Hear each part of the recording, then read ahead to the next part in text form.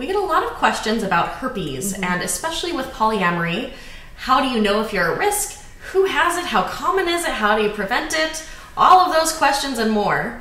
This is Cathy Vartuli from the Intimacy Dojo. And this is Dr. Liz from Sex Positive Psych. And it's a great question. I mean, there's a lot of confusion and misinformation out there. And if you bring in multiple partners, how do you juggle all of this?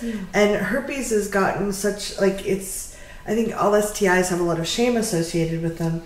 But herpes, because there is no way to cure it, there's a lot of oh no. It has some of the highest degrees of shame and stigma associated with it. So let's get super sciencey. So herpes is kind of an umbrella term for a whole family of viruses, which includes stuff like chickenpox and shingles. Which I've had. Right? I've had chickenpox. So when we talk about herpes, usually we're referring to HSV1 or HSV2, the herpes simplex viruses 1 and 2. The majority of people who have HSV1 have oral symptoms or an oral infection.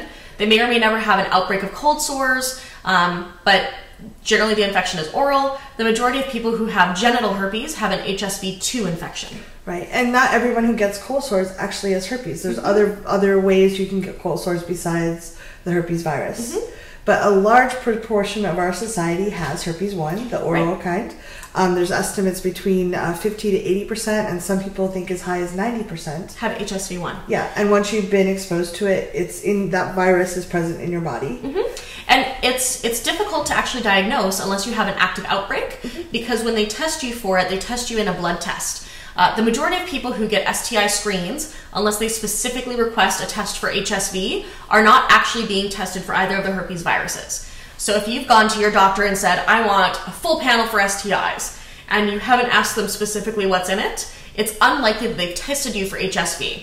For several reasons. One, the test is relatively expensive, so particularly if your insurance is covering it, they're not going to want to pay for it unless there's a reason that you think you've been exposed. Two, the test only shows whether you've ever been exposed to the virus. Not if you're actually having outbreaks or... Not if you have an actual infection even. And three, the results are not always reliable. So because the stigma is so high for herpes... The shame and the... Often the effects of telling someone that they have herpes is far more negative than the effects of them having been exposed to it once, never having any outbreaks, and possibly never being at risk of transmitting it to anyone else. Yeah. The average person who gets herpes will have 3 to 5 outbreaks with lessening intensity. If with people with certain immune conditions or suppressed immunity, there can be some very painful repeated outbreaks. So we're not at all diminishing the pain those people go through, but we also want to normalize, because I had a client that called me up in a panic one time that she had found out she had gotten herpes. And she was going to break up with her boyfriend and never have sex again. And it was heartbreaking to listen to her go through all of this. And when we started talking about how many people have it, what she could do. There are drugs that can suppress the outbreaks. There's other things they can do. It's a fact of being human that if we contact each other, a lot of people get herpes 1 around the oral one, around their mouths from kissing Aunt Gertrude at Christmas. Right. And Aunt Gertrude may not be having an outbreak. You can still spread it even if you're not having an outbreak at the moment.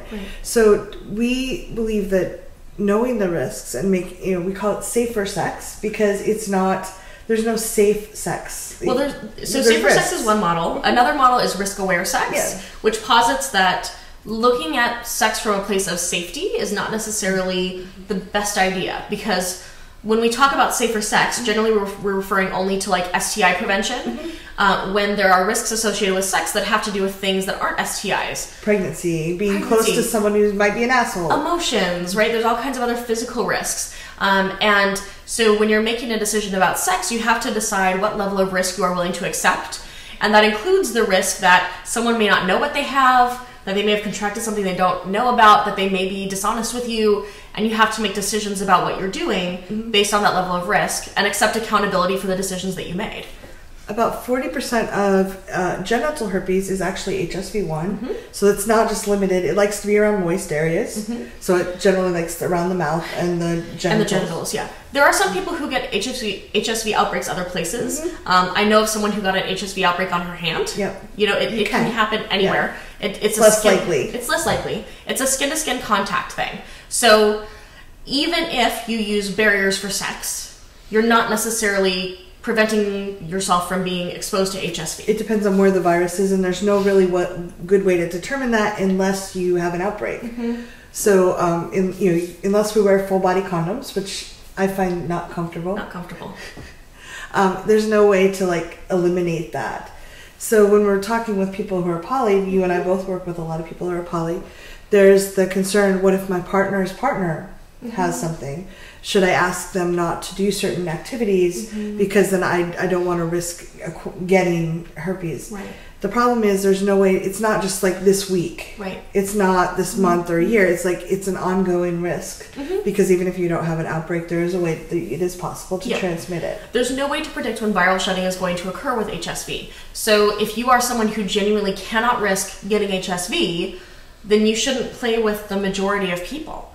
And I would say that a lot of people have an over-exaggerated fear of HSV because there is so much stigma around it, and that the realities of living with HSV is really, really different than what most people imagine it would be. I've also had clients who were worried that they would never be able to have sex again because now they have herpes. And that's not at all the case. I mean, I have oral cold sores. I have HSV1 out of my mouth. And every time I go to play parties, I tell people about it. And everyone is still willing to have great fun with me. Yeah, I have some partners that have HSV1. I've been playing with some of them for years. I have never tested positive for HSV1.